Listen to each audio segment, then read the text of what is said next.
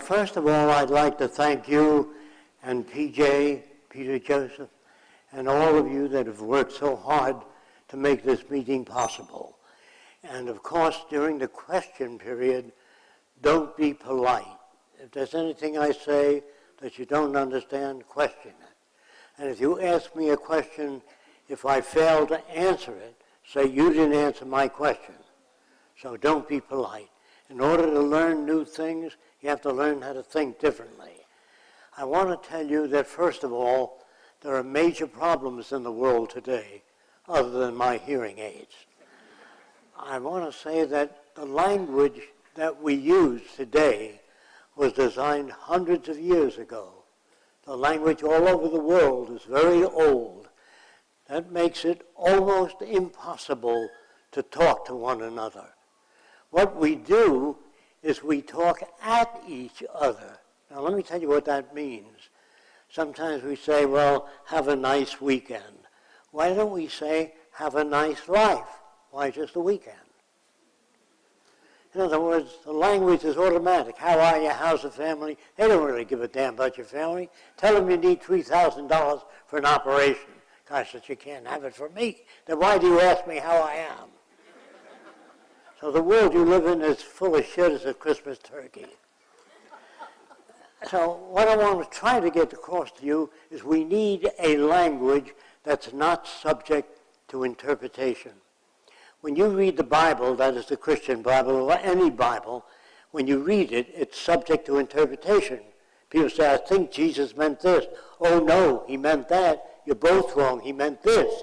So the Bible itself generates the Seventh-day Adventist, the Christian, the Catholic. You have all kinds of different denominations because people don't have a common agreement. Now, the question that comes up, is it possible to develop a language that's not subject to interpretation? Mathematics, chemistry, engineering. When engineers talk to each other, they don't say, believe me, this is very strong. They give you its tensile strength, its compression strength, its torsional strength in numbers. And when chemists write a formula, if you send it to Japan or any country in the world, they interpret it the same way. So I'm just trying to tell you it is possible to develop a language that's not subject to interpretation. Not only that, when you talk to other people today, they walk away and they tell somebody else what they think you mean.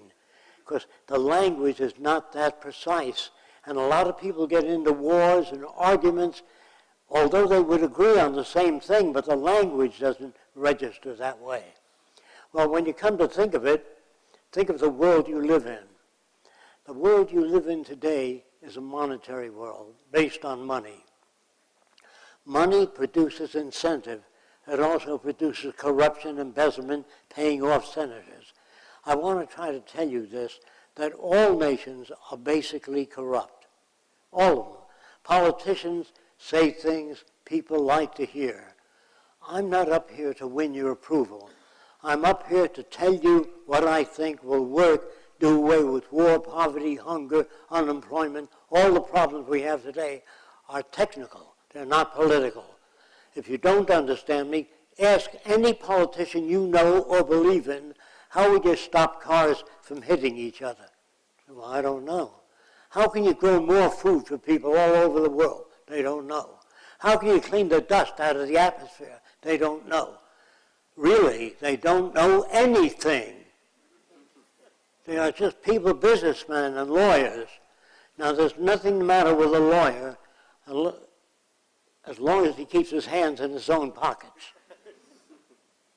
So the world you live in is a world where we're predatory over one another. If you need a root canal job, somebody makes thousands of dollars. If somebody dents your car, somebody makes a lot of money. So if you need eyeglasses, another guy makes money. So everybody makes money on human misery. How many of you knew that there's a metal with a memory? Will you raise your hands?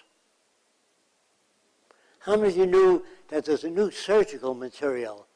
It's used for sutures, for sewing up or stitching the body, that has a memory. And the doctor takes that material and he ties a surgical knot Then he straightens it out and he sticks it through your skin. First he cuts it. And the heat of the body causes it to tie a surgical knot. Isn't that fantastic? That exists. Those of you that would like to see that metal, well, maybe I'll make it available tomorrow for some of you that want to get together. I'll show you how it works and how it behaves itself. That means if you made a chair, contour chair, for the human body, contoured, not designed by an artist, designed by an anatomist, and then you flatten that chair out, and you ship 10,000 chairs to China flat, connect two electrodes, they move back into the shape. That means you can design buildings with memory materials all through it, and then when you make a dome-shaped building or any shaped building, you flatten it out, ship thousands of houses to India, and when you connect two electrodes, it takes a minute and a half, becomes a full-size building. This business of men training to use plaster, hammer and nails like Jimmy Carter is a jackass. He's way behind the times. So I'm trying to tell you today, we have the technology to wipe out poverty, give medical care to everybody on earth, if the nations join together. As long as they remain separate, as long as few nations control most of the world's resources, you're going to have territorial disputes, arguments, poverty, unemployment, the same story over and over again. People are not educated in universities today.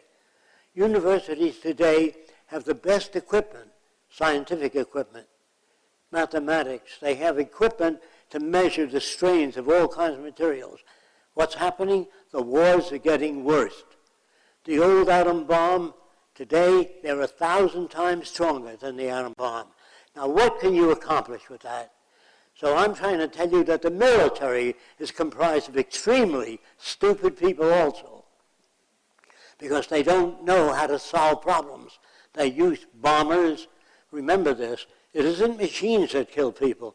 It's men that fly over cities that press a button and drop an atom bomb. Even a guided missile is guided by people. And man puts himself on a pedestal. They say he's the greatest creation of nature. He's the guy that pollutes the oceans, the air, that kills other people in the name of God if their God is different than my God. Boom, we get rid of the guy. So here you have human beings that say they're the greatest achievement in nature. Only the next few years will determine that. U.S. has 300 submarines.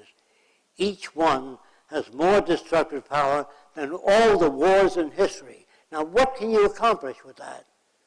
Now, the American senators and congressmen voted on a support system under a mountain where they can all go and live for 6 months. It provides food, oxygen, everything. What do you come out to? A burnt-out radioactive world? That's what I mean by the government agents and government people are not technical. The problems today are technical, not political. 1,000 years ago or 100 years ago, politics was just borderline. Today it's no longer necessary.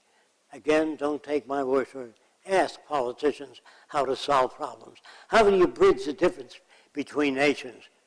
Well, we don't know how to do that. That's why we keep armies, to keep them from invading us. Well, you invaded everybody else. Where did you think you got America from? You took it from the Indians. And then you took Spain. You took from Spain, you took California and New Mexico from Mexico by killing people. The same with the British, the same with the Polish, the same with all nations. They kill and take land away from others. We don't go to other countries to bring them democracy. That's the crap they give you. We go there because they have oil or something we need.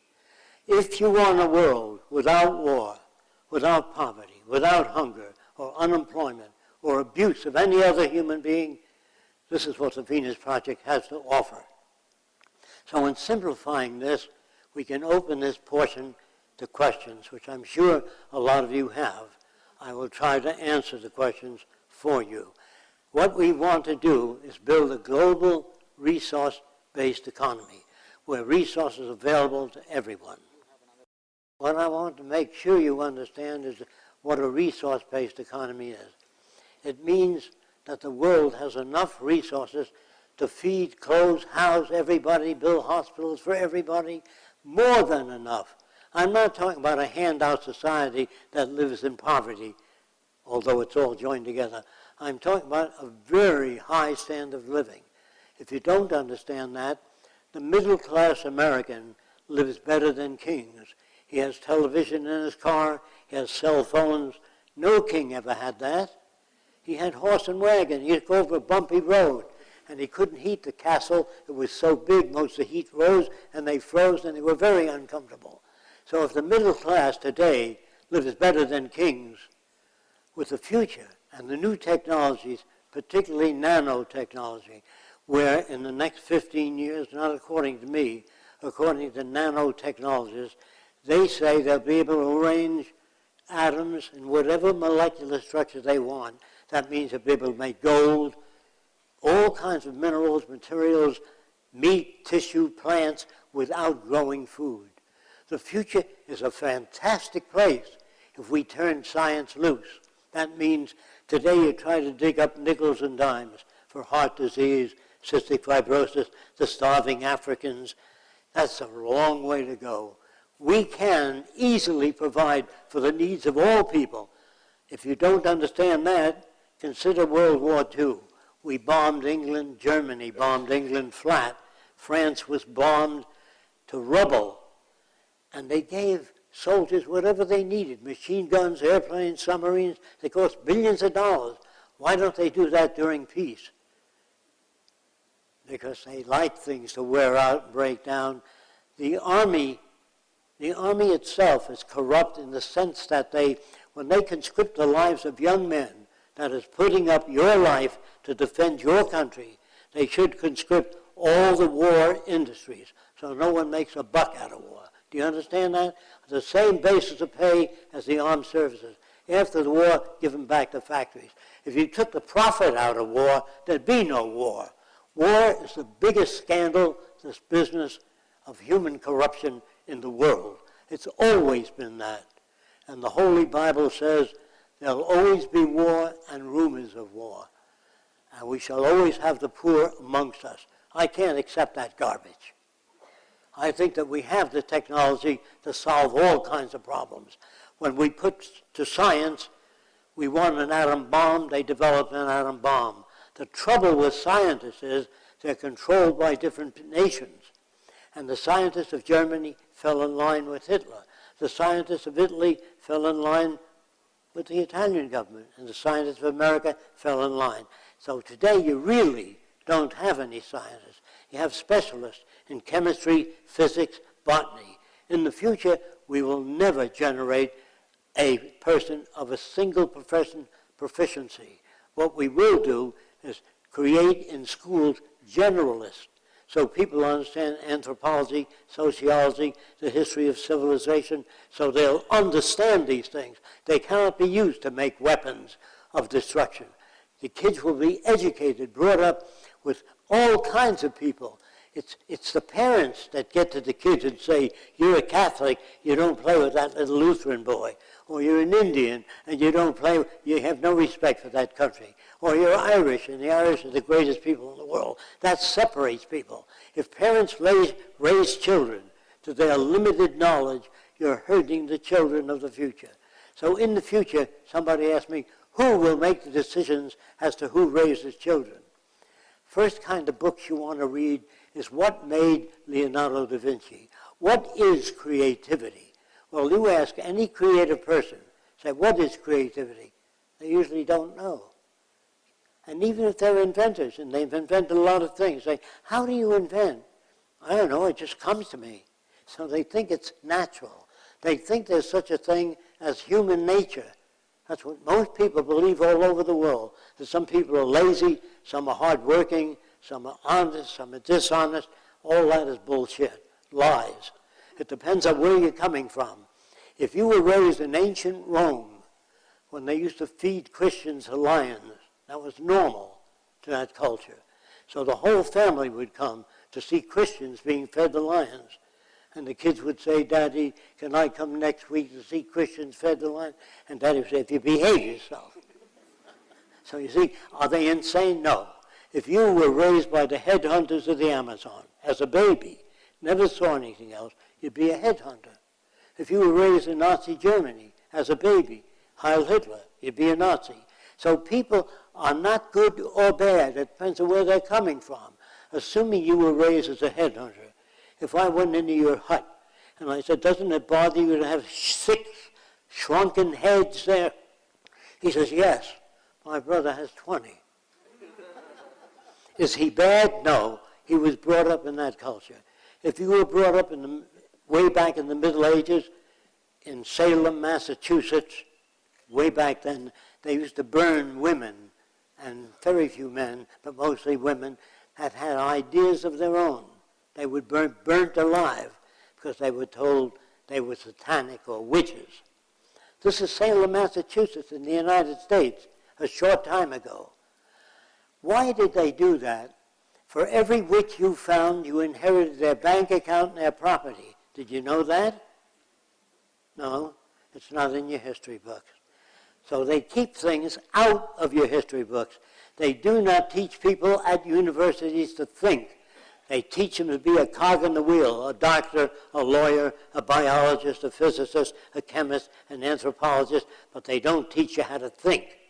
So once they do that, you're under that control and under that influence. Someday, all children will be raised in a mixed environment.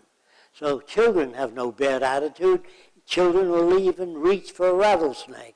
They have no attitude until you start saying, you're Irish, you don't play with that Greek boy. It's when you go to work and poison your kids. So somebody said to me, who will raise the children in the future? People that understand what shapes human values. Parents would have to go to school to learn how to raise children. I'll give you one idea of that, how it works. I never taught my little boy how to read when he was 4 or 5 years old. Way before that, when he was 2 years old, I used to read to him. Then I'd close the book at the most interesting part at night when he was in bed. He said, Daddy, but what happened then? I said, look, if you learn to read, you can find out for yourself. Give them a reason to want to read. Don't teach them to read. Don't teach them that 2 and 2 is 4, because there's 4 what? Doesn't make sense. And when you use this on children, if you tell them to spell cat with a C-A-T, and they spell it with a K-A-T, don't say that's wrong. Just say you're very close.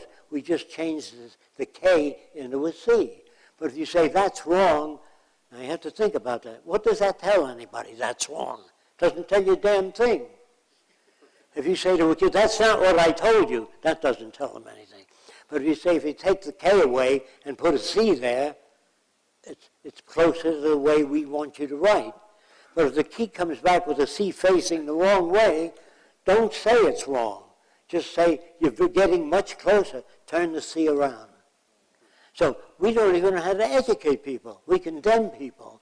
We give them grades in school. He gets a passing grade. You fail. He says, I'm better than you. And you make jealousy and envy.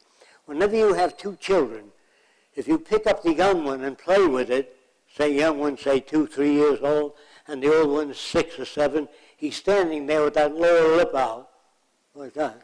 You're making jealousy and envy. So you always take the young kid, put it on your lap, and the older kid, and never pit them against each other. Never say, why can't you be like your sister? She puts everything away, and you leave everything all around, and I have to pick up after you. Then when your sister falls down the stairs, you got a grin on your face. I'm trying to tell you the world is unsane, not insane. Unsane means you're brought up with false values. They think that all Irishmen are drunkards. And if you wanted to clean out your cellar, get a big dumb Pollock. And they got that something about everybody, nasty. So years ago, I said to myself, Jacque, if you want to design a new world, how are you going to change people? They all have different concepts of God. They have different concepts of conduct. And they're all very different in their values. How are you going to reach them? And I said, I don't know. That's the first thing you have to learn how to say in science. I don't know. That's very hard for people to say, because you give everybody a right to their own opinion. Well, if a girl lives across the way from me and 10 guys come out of her apartment, I can have all kinds of opinions. She could be a language instructor, a ballet instructor. But if you give everybody a right to their own opinion, say, you think we'll ever get to the moon? Nah, not in 1,000 years. Just say, I don't know. I don't know anything about rockets. I know nothing about space travel. I can't answer that question. You give people a right to their own opinion. You think man can fly? Nah. If the Lord wanted man to fly, he'd have been born with wings. Well, if the Lord wanted you to wear clothing, you'd have been born with a suit. So years ago, I wanted to know what people would be like if they were brought up in a primitive environment. So I worked my way on a banana boat to a set of islands called Tuamotu. And when I got there, everybody walked around naked. And I never saw a male stare at a female body. They've been swimming nude ever since they were little. So a nude woman didn't mean anything. They only looked at the eyes of a girl. They never say, hey, fellas, get a load of that chick. That's what you get in the civilized world, which is artificial. You have to think about that now. Think about it. There was no peeping Toms on the island because girls and boys walked around nude. If they had to piss, they went off in the woods and pissed. And nobody ever became a peeping Tom. There were no fetishes, meaning no tit men, leg men, ass men, or long hair men that like different aspects. It's when you hide, if you hide a girl's nose, you said to the guy, do you ever see a girl's nose? No, show him a little bit after loosening his collar. If you bring him up to that, so we are made the way we are. We don't have our own minds. When you're very young, your mother pumps. Who loves you more than anybody in the world? I don't know, your mommy and daddy. Okay. What's the greatest country? I don't know, India, Spain, France. They pump all that shit in your head, and then you think you're free. You think you're making your own decisions. You don't. So I did a lecture at Princeton University, and the subject matter scared everybody. It was called Man Cannot Think or Reason. Now that made everybody angry, and they all wanted to come to discredit me, of course.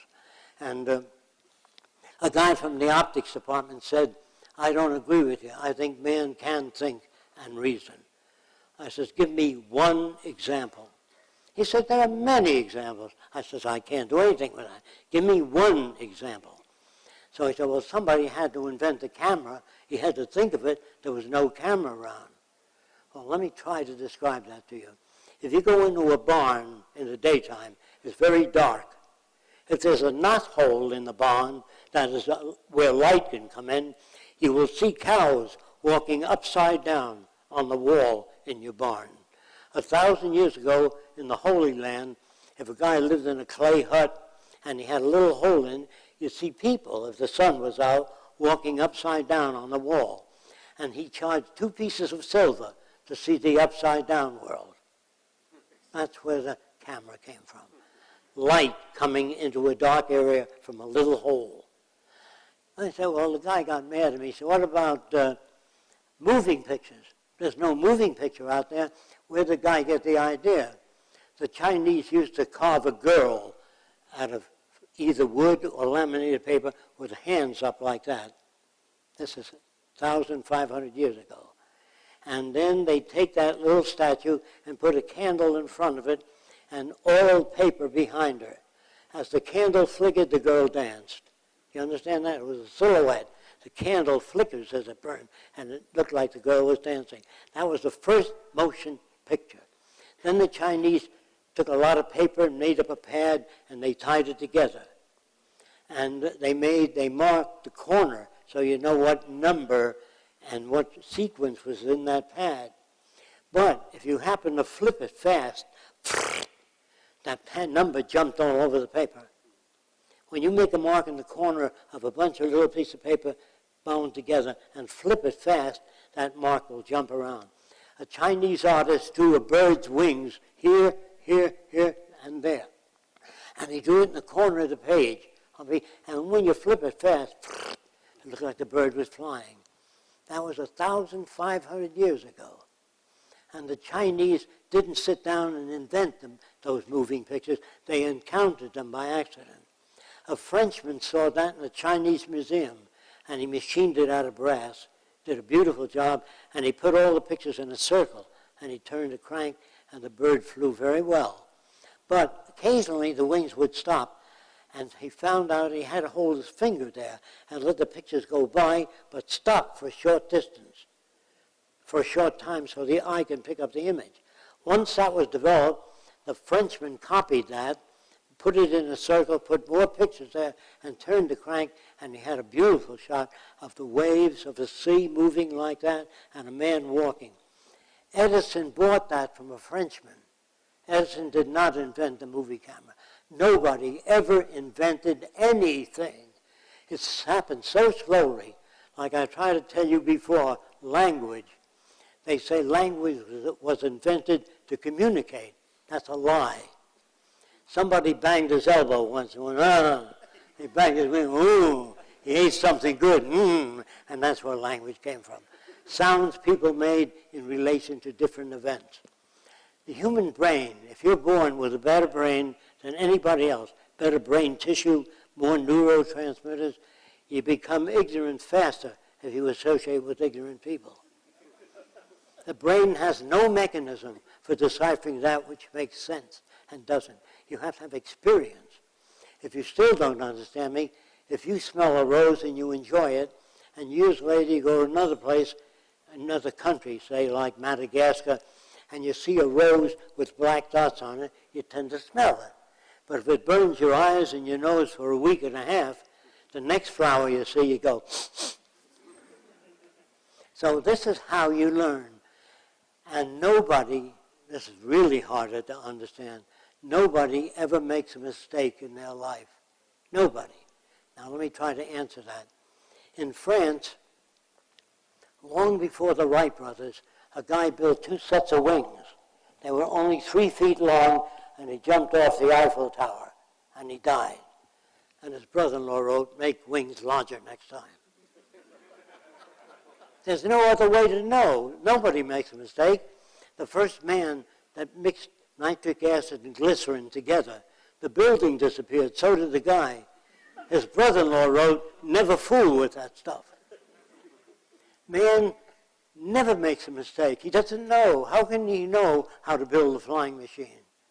Unless he encounters that it won't get off the ground if the wings are too short, so he makes them larger. And that's the story of all invention. I asked an Indian, who invented the bow and arrow? Well, he said his great-grandfather told him that the Indians used to tie skins.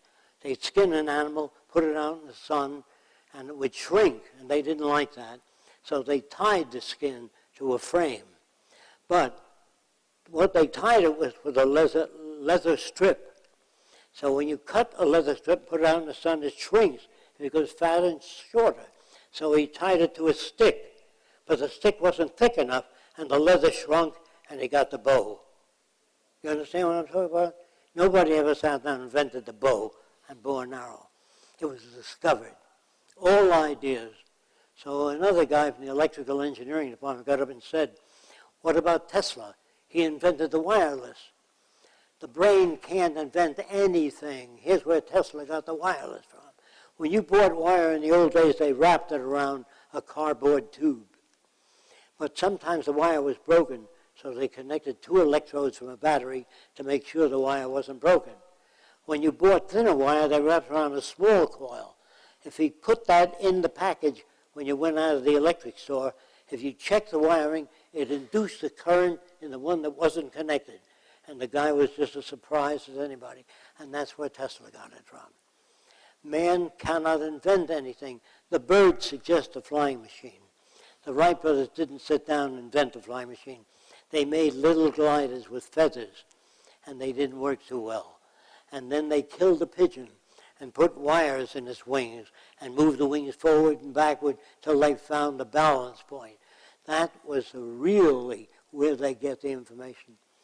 There's not a single thing that you can think of that wasn't invented serially, little by little, until it becomes computers. And people say, gee, I can't even think of anything like that. That's because you don't understand that nobody invents anything. Somebody invents a little thing, and they add to that, and it grows. The same with language and knowledge. Without experience, there's no knowledge. The schools of the future will never give children grades because that produces bad feelings. They will say, never use words like it's wrong, but they'll show them the approach to make it correct. So what is science? Science is based upon the ability first to say, I don't know. When the government approached scientists and said, we'd like to put a man on the moon, can you do it? They said, we don't know. What do you mean you don't know? They said, well, we don't know what a man can stand. The government says, I still don't know what you mean. We have to put a guy in a centrifuge and whirl him around, and if he conks out at 7 or 10 Gs, 10 times gravity, we know that we can't take off at 50 Gs. Everybody would die. That's where they get their information, whirling a guy around. And if he survives, they know what speed to take off. Now, how do you feed a guy in a spaceship? You give him a glass of water. If you pull the glass away, the water will stay there in space, then become little bubbles and fill the spaceship. So they put water in a tube, and you squeeze it. You can't know that until you get out into space. If you live out in space, say, for 3 or 4 months or 6 months, calcium in your bones begin to disappear. You won't know that until somebody's been out there and you come back and you check them out. So science is the ability to check out things. Religion makes assumptions that somebody up in the clouds made a man and woman. And he had a snake, of course, he made that too, that walked upright. And the snake came over to Adam and Eve and said, don't eat of the fruit of the tree. And they said, which tree is that? And he pointed it out. And of course they ate because they were curious. And then he kicked them out of heaven. Is this God or a jerk? I once asked Einstein whether he believed in God. He said, which one?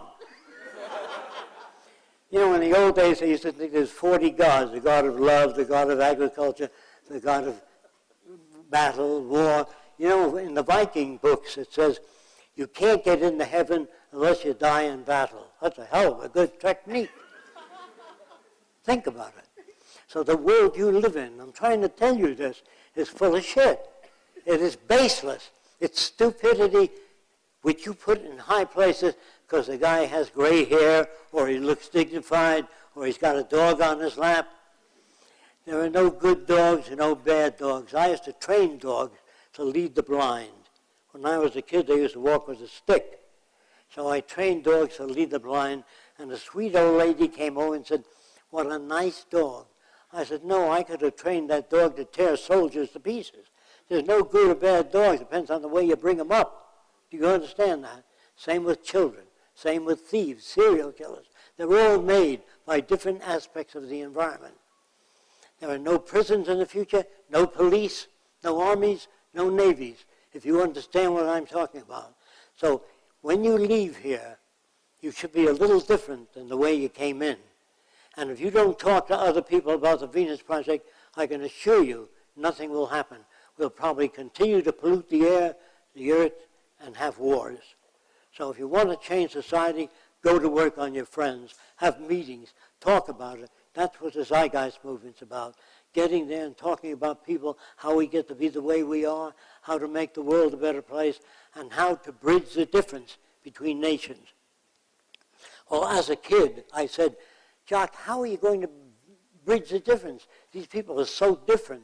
So I joined the Ku Klux Klan, and I dissolved it in a month and a half. Then I joined the White Citizens Council. They hate foreigners, blacks, Orientals, almost everybody. I dissolved it in 1 month. Then when I got back to New York, I said, what are the most backward people in the New York area? And they said, the Arabs that live on Atlantic Avenue. I said, what makes you think they're backward? Well, they still believe the earth is flat. So I said, I've got to change them. If I want to change the world, I've got to be able to change them. So I got in touch with the Arab in charge of that group. His name was Elbaz. And I called him on the phone, and I said, Elbaz, can I come and talk to you? He said, you are Arab? That's the way he spoke. I said, air means yes in Arabic. I speak a little bit of different languages. So he said, from where your father he born? I said, Lebanon. He said, very good, come and saw me. Means come and see me. So I came to see him, and he said to me, you believe the world he found? I said, yes. So he held his hands up like this. He said, he pointed to his head first to show how smart he was. Then he came back and he said, if the world he found, man fall me down here. All the water he fall me down from the world. Cannot be round, has to be flat. So I said, boy, if I can't change him, how am I going to change the world?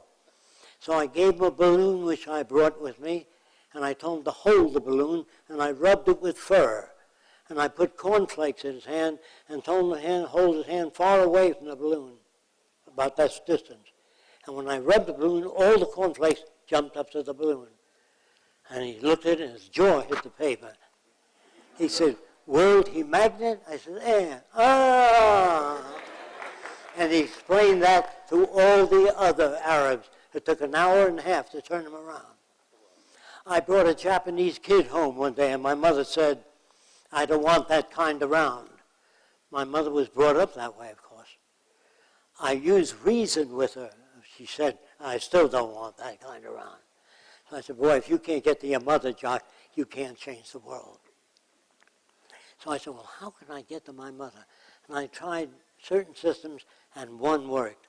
I said, I was swimming in the East River, Mother, and there was no way to get ashore. There's a high wall, and Masato, this isn't true, by the way, Masato worked on a boat, and he threw a life raft to me.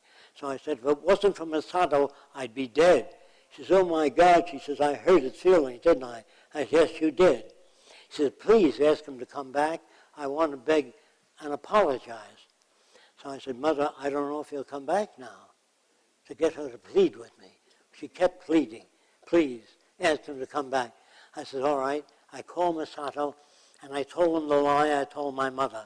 I said, the minute you walk in the door, she's going to hug you, God bless you, and all that sort of thing. And she did that. At the dinner table, she was talking to him. So I walked out.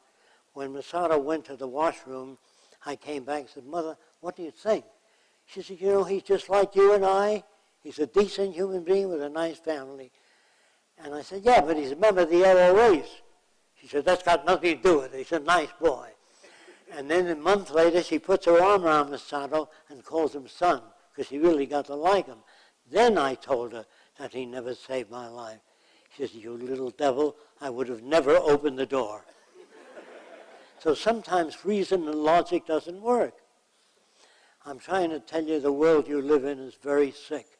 And if you don't go to work on people and teach them that there's no such thing as Italian blood, and Greek blood, and French blood, and Indian blood, there's certain blood types. Sometimes your own kid can't give you a transfusion. So all human beings need clean air, clean water, good food, a relevant education. We all need the same thing.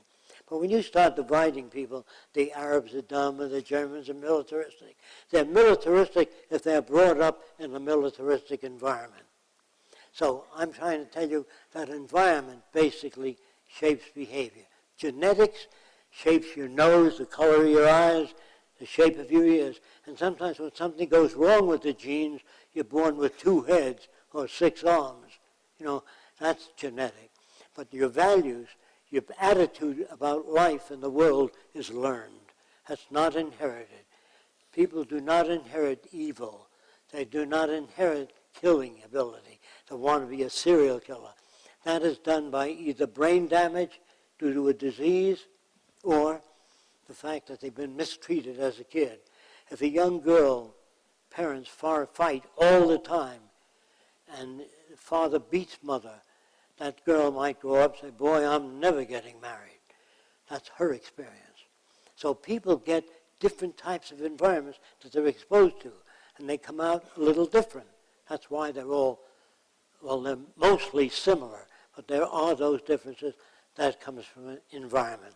So I'll open this portion to questions. So if you have any questions, raise your hand. Somebody will appear with a microphone.